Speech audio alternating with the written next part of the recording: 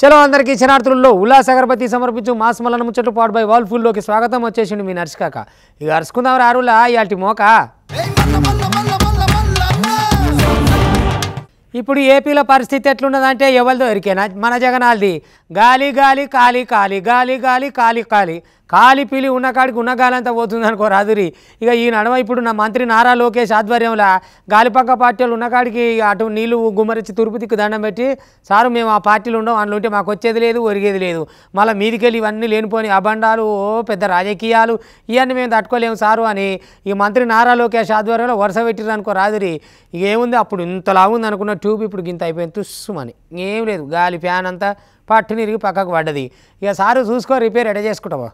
పంకపాటోళ్లకు శాకుల మీద శాకులు సురుకుల మీద సురుకులు జోరుగానే అవుతున్నాయి చూడుండ్రి.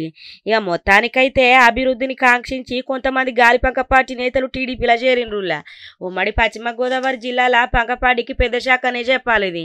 ఏలూరు జిల్లా టీడీపీ అధ్యక్షులు గన్ని వీరాంజనేయుల నేతృత్వంలో ఉమ్మడి పశ్చిమ గోదావరి జిల్లా జడ్పీ చైర్పర్సన్ ఇక గంట పద్మశ్రీ గాలిపంక పార్టీకి రాజీనామా చేసి ఇక విద్యా ఐటీ ఎలక్ట్రానిక్ శాఖల మంత్రి నారా లోకేష్ సమక్షంలో ఇక టీడీపీలో చేరిందుల్లా. ఇంకా మొక్కతే కాదుల్లో ఆమెతోని పంకపాటి జిల్లా BC cell president Ganta Prasadarao ఇక పామర్తి అచ్యుత్ గౌడు ఇక వీళ్ళతో ఇంకింత మంది మొత్తానికైతే గిట్ల పంకపాటి నిడిసబెట్టి ఇక పసుపు కండువాలు కప్పుకున్నారు అనుకో రాదుర్రి. ఇక పసుపు కండువాలు కప్పి మంత్రి నారా లోకేష్ అన్న కూడా సాధారణంగా పార్టీలకు ఆహ్వానించిండు. జగ్గులు ఇక నీ పార్టీ మొత్తం లూటిపోవట్టే ఏడపోయినావు చెప్పు. అయినా ఎటుపోయినా ఏమైనా నువ్వేం చేస్తావు చెప్పు. రాష్ట్రమే ఆగం కావాలనుకున్నావు గివ్వని నువ్వెందుకు పట్టించుకుంటావు చెప్పు. ఏది జరిగినా ఇట్లా నవ్వుకుంటా సప్పుడంటే ఉండు తప్ప నీతోటి ఏమైతుంది. ఏముందయ్యా మొన్న ఆదివారం అనంగా మొదలు పెడితే నాయన నిన్నటి ఇవాళ దాకా ఇంకా పోతూనే ఉన్నాయి గణనాథులు. ఇక ఈ సందర్భంగా హైదరాబాద్లో చూడాలి ఏమి తక్కువ రోడ్ల మీద వినాయకుని తీసుకపోకుండా బాంబులు వేల్చుడు కాగితాలు వేసుడు అది చేసుడు ఇది చేసుడు చేస్తారు కదా. ఆ పులిహోర పొట్టాలు చెత్త చెదారం అంతా జమ అయిపోయి 15,000 మెట్రిక్ టన్నుల చెత్త జమ అయిందట. ఇక ఆ దెబ్బతో 15,000 మంది సిబ్బంది దిగి మొత్తం సాఫ్ చేసే పని మీద ఉన్నారు. ఎంత ఊకినా పోయే కాలం లేదా గంత చెత్త తయారైపోయింది. దేవుని పేరు మీదకి వెళ్ళి అటు పూలు ఇవి అవి ఒకటా రెండా ఎట్లుంటుంది. ఎన్ని బొమ్మలు ఒక్క బొమ్మనా 2 బొమ్మలా. ఇంకా చూడుండ్రి అయ్యా వాళ్ళ శ్రమ కాదు వాళ్ళు కాదు గంతగానం చెత్త ఎదురుకపోయిందట. మొత్తం మీద జిహెచ్ఎంసీలు అయితే రంగంలోకి దిగి ఇక వాళ్ళ శ్రమ వాళ్ళు పడుతున్నారు అనుకో రాదురి. ఇంకా పోతూనే ఉన్నాయి బొమ్మలు. మరి గణేష్ పండుగ అయిపోయానులా.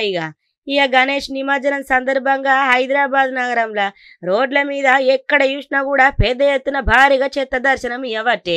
ఇక సిటీలో దాదాపు 15,000 మెట్రిక్ టన్నుల చెత్త వేరుకపోయిందనే చెప్పాలా. దీంతో హైదరాబాద్ నగరం రోడ్ల మీద చెత్త క్లీనింగ్ కోసం విధులల్లా 15,000 మంది సిబ్బందిని రంగంలోకి దింపింది జిహెచ్ఎంసీ.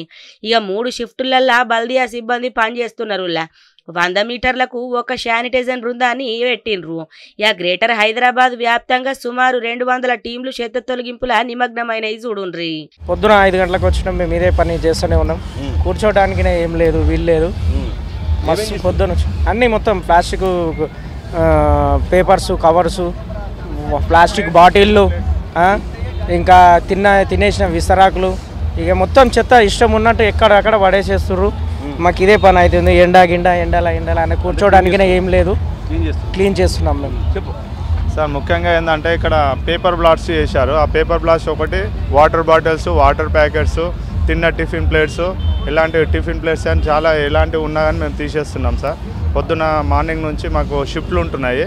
ఆ షిఫ్ట్ల ప్రకారం మాకు విధులను మేము చేసుకుంటున్నాం సార్. ఇక మరి నిమజ్జనం ఆయే 1 కాదు 2 కాదు లచ్చ మీద ఈ నాయకులాయే. ఇక అక్కడికించి రాంగా పోంగా జనాలు అద్దినా ఇద్దినా ఇదయ్యా అదయ్యా ఎంతగానం చెత్త ఉంటుంది చెప్పుండ్రి. ఇక ఉత్తుతప్పుడే ఎక్కడెక్కడో చెత్త వేరకపోయి ఉంటుంది. అసోంటిది ఇక నిమజ్జనం అంటే ఎట్లుంటదిలా. ఇక మొత్తం మీద దండిగా కట్టపడి 7 కాడ క్లీన్ గా వేసి పెట్టిండ్రు. ఇక నిమజ్జనం జరిగిన జాగాలల్లా చెత్త తొలగింపుల శానిటేషన్ సిబ్బంది గట్టిగానే కట్టబడ్డరులా. ఇక శోభయాత్ర రూట్లు అయితే శుభ్రం చేస్తున్నారు. మొత్తం మీద జనాలకు ఇబ్బంది కలగకుండా ఎమ్మటే చెత్త తొలగింపు చేపట్టిండ్రు. ఇక ట్యాంకు బండు నెక్లెస్ రోడ్డు పీపుల్స్ ప్లాజా కాడ ఎన్టీఆర్ మార్గుల 5,000 మంది సిబ్బంది క్లీనింగ్ లో ఉన్నారులా. అయా దేశం అభివృద్ధిలోకి వచ్చింది. టెక్నాలజీ అంతా చేతిలోకి వచ్చింది. ఏదంటే అది ఏఐ కూడా వచ్చేసింది కదా.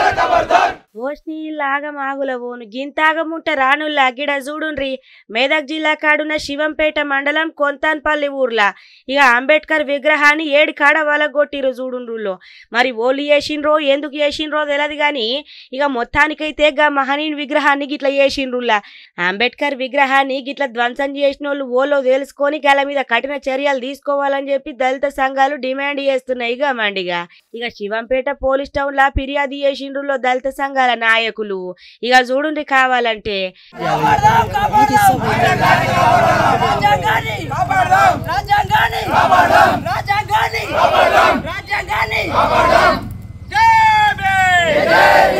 గింతాగముంటారు ఆనుల్లా ఇక ఏదన్నా కోపతాపాలుంటే మీరు చూసుకోవాలా గంతేగాని మహనీయుని విగ్రహం మీద చూపిస్తే ఏమొచ్చింది చెప్పుండ్రి ఇక ఇప్పుడుగా బొమ్మని గిట్ల వలగొడితే ఏమన్నా వచ్చిందా మీ సక్కదనం పాడైపోను మహనీయుని గురించి తెలియకపోతే చదువుకొని తెలుసుకొని నువ్వదిగానే గంతేగాని గిట్ల చేస్తారు వీళ్ళ చేతలు షెర్ల పోను గింతాగముంటారు ఆనుల్లా ఏందేనం లెక్కలు దిక్కుమల చేతలు ఇవన్నీ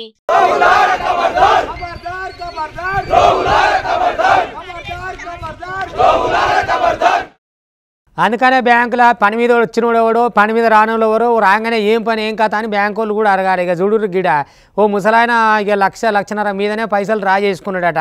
మరి ఆయన బ్యాంకులకి వెళ్ళే ఫాలో అయ్యిరా ఎక్కడి నుంచి చూస్తురా చూడబట్టిరట. ఇక పట్టణానికి వచ్చిన పైసలు తీసుకొని పోదామని మనవరాలు తీసుకొని వస్తే తాత ఆకలి అవుతుందో అనగా ఆ సంచి ఆడబెట్టి ఇక బేకరీ కాడికి పోయేస్తానని పోయిండట. ఇక ఈలో బండి వేసుకొని వచ్చిరా సంచి వేసుకొని చదువుకొని ఉరికిరా. ఇక వెనక చీరు ముసలోడు వామ్మో నాయనో లాభో దిబ్బో అంటే ఏం లాభం ఉంటుంది? వాళ్ళు వెనకంగా ఫాలో అవుతారేమో ఆ పెద్ద మనిషికి తెలియదాయే. మరి బ్యాగ్ ఇట్లా పోతుందని అనుకోడా.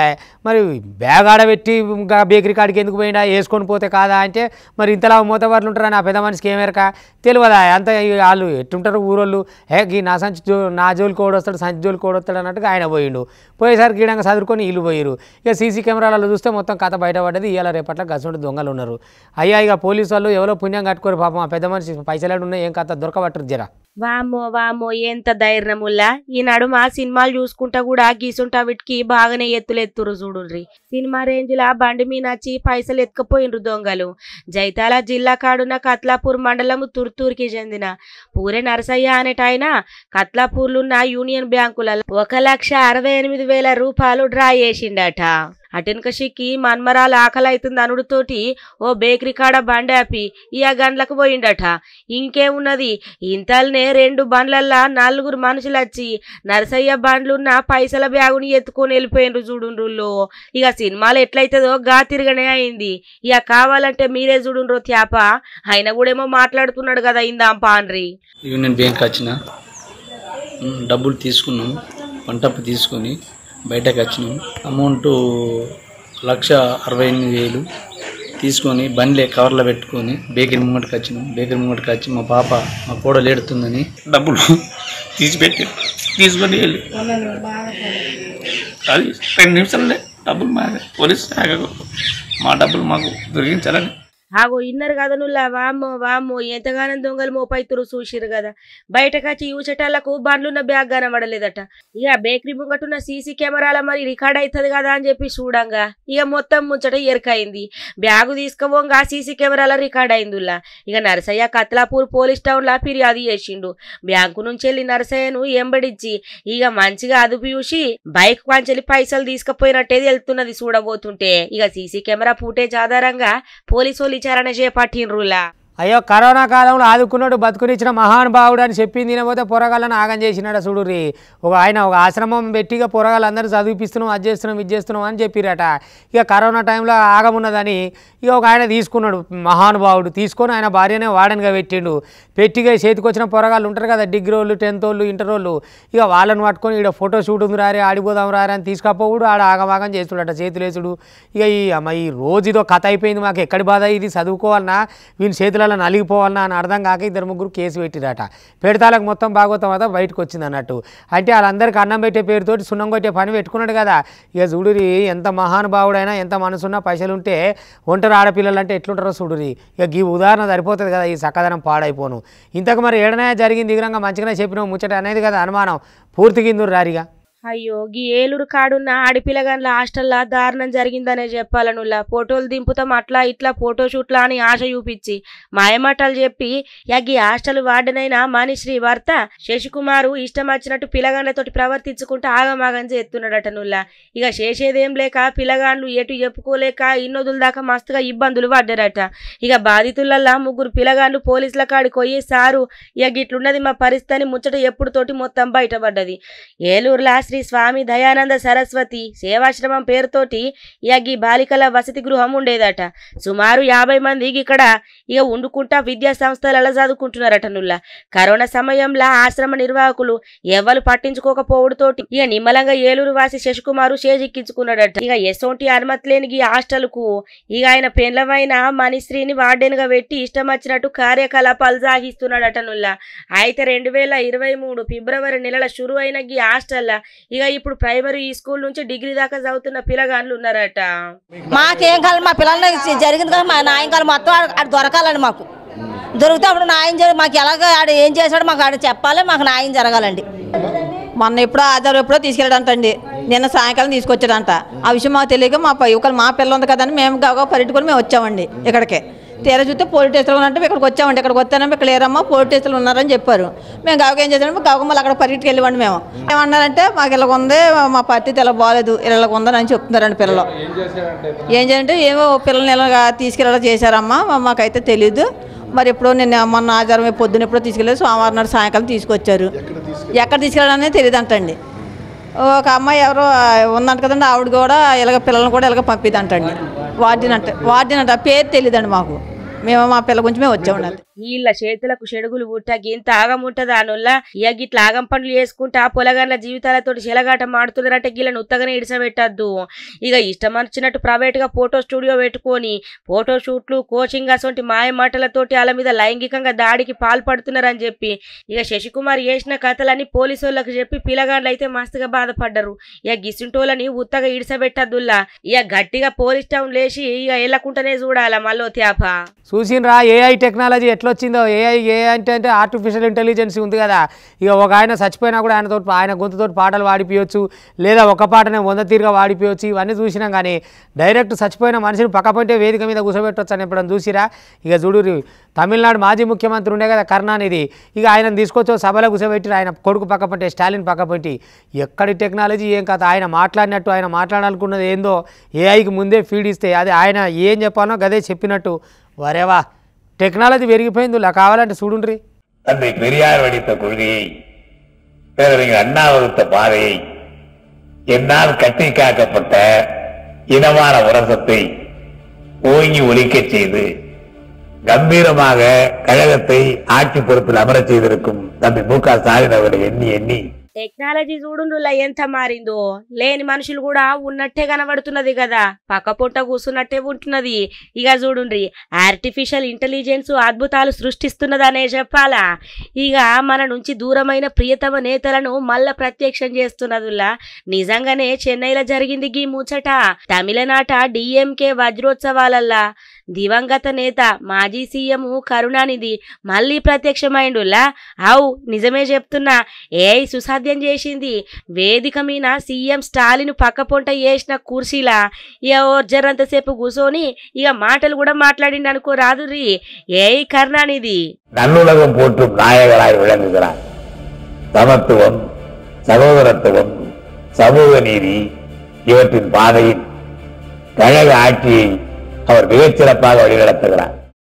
ఇక గివనట్ ఇవాళ ఉల్లాస్ అగరబత్తి సమర్పించు మాసమలన ముచ్చట్టు పాటు బై వర్ల్ఫుల్ చూస్తూనే ఉండరు. మళ్ళీ రేపు ఇది వరదాకా మీ టీవీ 5 ఇగుంటా.